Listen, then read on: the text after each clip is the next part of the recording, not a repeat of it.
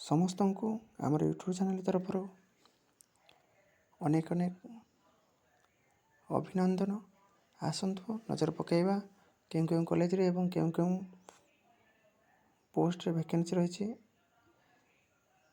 ଆସନ୍ତୁ ଦେଖିବା। ପ୍ରଥମେ ଯେ ସନନ୍ଦ ଡିଗ୍ରୀ କଲେଜ ସନନ୍ଦ ତରଫରୁ ଏହା ଭ୍ୟାକେନ୍ସି ଆସିଛି, କଣ୍ଟ୍ରାକ୍ଚୁଆଲ୍ ବେସିସ୍ରେ ରହିଛି।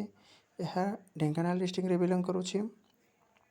ଯଦି ଆମେ ଦେଖିବା, ଯେଉଁମାନେ ପିଜିରେ 55% ମାର୍କ ରଖିଥିବେ, ପାସ୍ କରିଥିବେ, ସେମାନେ ଏହି ଇଣ୍ଟରଭ୍ୟୁ ଆଟେଣ୍ଡ କରିପାରିବେ।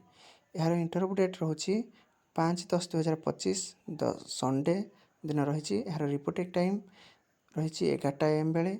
ଏବଂ ଆସନ୍ତୁ ଜାଣିବା କେଉଁ କେଉଁ କଲେଜରେ କେଉଁ କେଉଁ ଭ୍ୟାକେନ୍ସି ରହିଛି। ଯେମିତି ପୋଷ୍ଟ ରହିଛି କ'ଣ ନା lecture in physics, chemistry, botany, zoology, math, history, political science, ଏସବୁ ସବଜେକ୍ଟରେ ଗୋଟେ ପୋଷ୍ଟ ରହିଛି।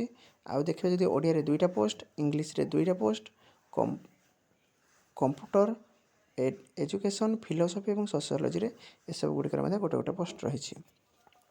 ଯେଉଁମାନେ ଇଣ୍ଟରେଷ୍ଟେଡ୍ ଅଛ ଇଣ୍ଟରଭ୍ୟୁ ଦେବା ପାଇଁ ନିଜର ବାୟୋଡାଟା ଏବଂ ସାର୍ଟିଫିକେଟ୍ ଏବଂ ତା'ର ଜେରକ୍ସ କପି ସହିତ ଏହି ଇଣ୍ଟରଭ୍ୟୁକୁ ଆଟେଣ୍ଡ କରନ୍ତୁ। ଏବଂ ଆପଣଙ୍କର ଯଦି ଏ ବିଷୟରେ ଯଦି ଅଧିକା କିଛି ଯଦି ଜାଣିବାକୁ ଚାହୁଁଛନ୍ତି, ତାଙ୍କର କଣ୍ଟାକ୍ଟ ନମ୍ବର ତଳେ ଦେଇ ଦିଆହେଇଛି। ଆପଣ ତାଙ୍କୁ କଣ୍ଟାକ୍ଟ କରି ପଚାରିପାରିବେ ମଧ୍ୟ। ନମସ୍କାର, ରହିଲି। ଯଦି ଏଇଭଳିଆ ନୋଟିଫିକେସନ୍ ଚାହୁଁଛ, ତାହେଲେ ଆମର ୟୁଟ୍ୟୁବ୍ ଚ୍ୟାନେଲକୁ ଲାଇକ୍, ସେୟାର ଏବଂ ସବସ୍କ୍ରାଇବ୍ କରନ୍ତୁ, ଯାହା ଫଳରେ ପ୍ରଥମେ ନୋଟିଫିକେସନ୍ ଆପଣଙ୍କ ପାଖରେ ପହଞ୍ଚିବ।